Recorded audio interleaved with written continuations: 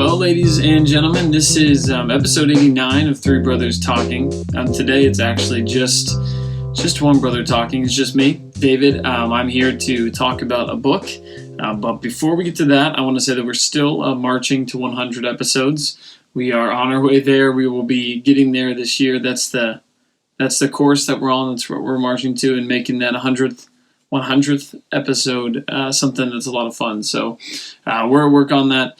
If you guys ever have anything that you want us to talk about that we just haven't talked about, no matter how serious or not serious it may be, we are always open to suggestions for that. So threebrotherstalking@gmail.com, the number 3brotherstalking@gmail.com is the easiest way to get a hold of us. Also, Instagram, 3BTPod is pretty easy as well. With all that said, I want to get into talking about this book that I read. I promise that even if you haven't read the book, this is not going to be a stupid and dry, well, it might be, but I'm not trying to make it a stupid and dry book review. Really, it's just about the topics that this book brings up. And the book is It's Good to Be a Man by Dominic Tennant and Michael Foster. So I read this actually a few months ago and kind of have been sitting with it ever since, to be honest, to sort of continue to think what I thought about it. And the book is, I would say overall it's good. I think that there's something about this book that's really needed. I know there might be people who don't care for Canon Press. They don't care for Michael Foster. And that's perfectly fine. I'm not some huge fan. I've never read anything he's ever written or said before this, and I really haven't read anything he's written or said after this book, and it's pretty recent release as well. So I can't pretend to know everything about the author or whatever.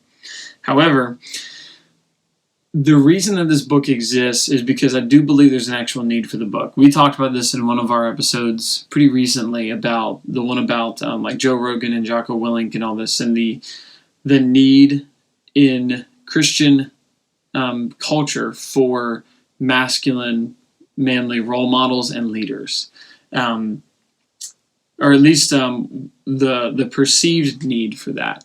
And that's why those guys are so popular. And I think that's why this book was written.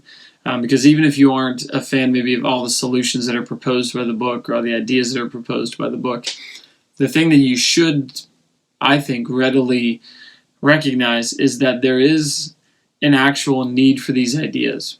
Because it begs the question of what picture are we painting for the men and for men in the church?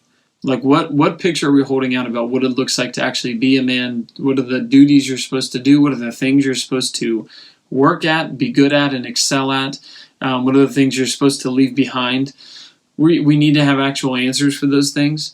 And I think that by and large, that hasn't been very well addressed for a while.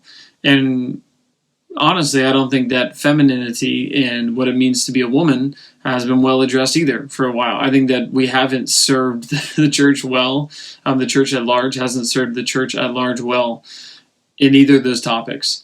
And so that leaves people hungry for, like they're saying, like, tell me what I'm actually supposed to be like. Like God made us on purpose. He made us with different purposes in mind, but what does it actually mean to do it? Like, what does it mean to actually live it out? And so I think that's why this book was written. And I think no matter who we are, we got to ask the question, especially if we're church leaders, if we're asking the question of the church that we go to, like what kind of picture are we painting for men or women to step into? Because like so many things, we'll talk about being a man, being a woman, but whenever you're asked to actually define those things, it can be pretty nebulous at best, right? It isn't always that crystal clear about what it actually means. And sometimes that's for good reason, because it's hard to figure out. But I do think that in this book, there was actually stuff that was pretty valuable in that regard, and giving more objective ideas of like, here's what it looks like and why it looks like. One of the reasons that happened is because it grounded everything in creation itself, both men and women, in the context of creation and being made for dominion. That Adam was made to take dominion over the earth, and that Eve was made to help him. And so that is something that putting the roles, the ideas, the nature of men and women into that context helps it not be such a vague or an arbitrary set of ideas about what a man or a woman is. Instead, there's actually purposeful ideas about what a man or a woman is because of the very fact that this was there from creation, and we see how it was good in creation, and so it continues to be good now. I think that was a strong point of the book. I think by far the best part of the book was explaining the word gravitas, which is a word that even as I say it, it feels pretentious because it's pronounced so funny. But gravitas is this idea of weight, that a person carries weight. Especially men are supposed to carry weight, so they're supposed to have a gravity that pulls other people sort of into orbit, keeps them in orbit. The way that this book explained that, I thought was actually really good. And it sort of identified, like, whenever you think of strong, especially good male leaders, you think that you intuitively know that they have a weight or a gravity that sort of just in an unspoken way pulls people into orbit around them, helps people unite around an idea or a core or a vision or a purpose. And they also have not a seriousness that is characterized by not having fun, but a seriousness that pushes people forward in a constructive way. And just a respect that is there when they walk in the room because people respect that man. This book talked in a really helpful way about gaining gravitas, about what it means to be a man, to grow into manhood is to grow into that. And how to help people, how for that to be true of you, how for there to be a perception out of you. Now, the thing that's great about it is that the temptation there would be to tell people, like, here's how you trick people into thinking that you have it. But the whole point is that, no, you can't trick people into this. You have to actually earn it. And you have to earn it through duty. You have to earn it through responsibly living out your life in front of other people so that they would sense that about you. Like, you can't fake it is the whole point. I thought that was great because the temptation for young men, especially if they want to be leaders, is like, well, how do I get people to see me as a leader? When in reality, it's like, no, you don't just get people to see you as one. You actually have to, like, be one, and that earns a credibility through you doing it, through you showing that responsibility, not through you, like, getting other people to perceive a responsibility in you. So they had four or five virtues about ways to get that, like at the bare minimum, and I thought these were great, of just stop seeking praise, stop complaining, stop breaking promises, and stop making excuses. I think if you do those four things, like, you will quickly earn respect from people, and they might not be able to identify it, but they will see you as, they will begin to see you as more respectable and followable person because you're not one that makes excuses or complains or breaks promises.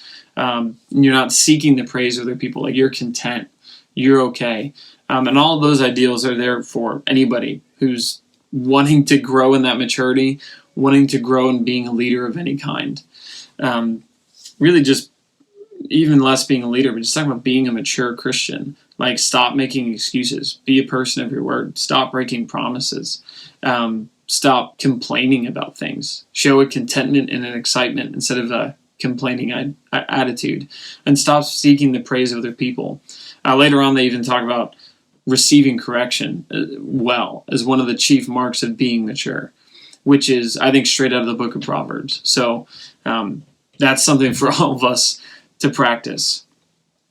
The other thing that I thought was really strong was their idea of men being about a calling, like a specific purpose, and how that interplays with marriage. So they're writing this book, I think, at least in some way, I would say primarily to single men or younger men who are asking the question of, what am I supposed to be? Like, I haven't, given the assumption is I haven't had a role model, I haven't been well taught, so what am I supposed to be? And so one of the things they lay out is that men are supposed to be at a call, about a gift or a vision that God would have them work on in their life, throughout their life. And that will change in time through seasons, but that men should have a direction. And one of the things that I think is really valuable about that is they pulled the idea of getting God's will out of the really overly spiritualized, superstitious, and nebulous idea that we often carry about God's will. Instead, it basically said, look at what you're passionate about, look at what you're gifted in, and move towards that, and then invite other people into it, especially in the context, as they talked about, getting married. you're asking a woman then not just to submit to you or just to like follow you. But the one thing that I did think was helpful that this pointed out was like, it's not just about you, it's about where you're leading, where you're going to lead a family, where you're going to lead a household. And so in the context of marriage, it's like, then you're inviting a wife to come in and lead in that same direction as you. Not just follow you around because you're not that important. You're not that important. What's important is the work that God's like called you to do, and the fruit that you're going to bear in the future. And so, if you would like someone to marry you, the question is like, are you actually working and living in a way and for a cause that is worth coming alongside? And I would encourage women who are looking for a husband. I would tell them like, look at where he seems to be headed. Is he a man that knows what he wants to do? Is he a man that cares about things that are important? Is he a man that has gravitas? Like, do you want to, like, is this the kind of man that other people want to follow because he's got high character, high respectability, high follow through, high responsibility?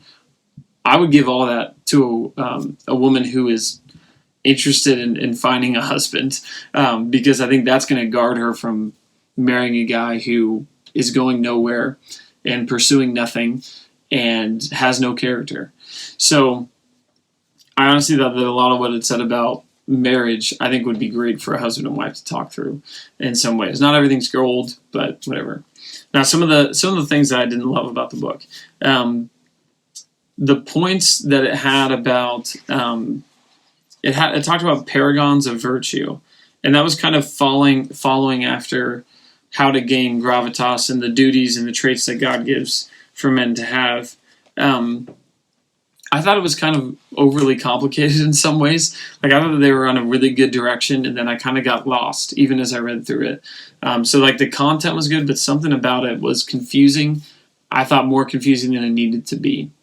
The next thing that this kind of brings me to in general is like, the book is very much about answering the current cultural trends. And to that end, it even uses a lot of like modern internet terms and slang, whether it's like white knights or things like that. So that is a good and a bad thing. Like, the good thing is that it does, for the guys that it's written to, the guys that are really angry that there's no, like that they haven't been told what masculinity is. By the end of the podcast, I'll figure out how to actually say that word, and femininity, without stopping first. But, this book is written, I think, primarily to younger men that are trying to figure out who they're supposed to be, what they're supposed to be. And they're also maybe a little angry at the climate of the world that doesn't tell them.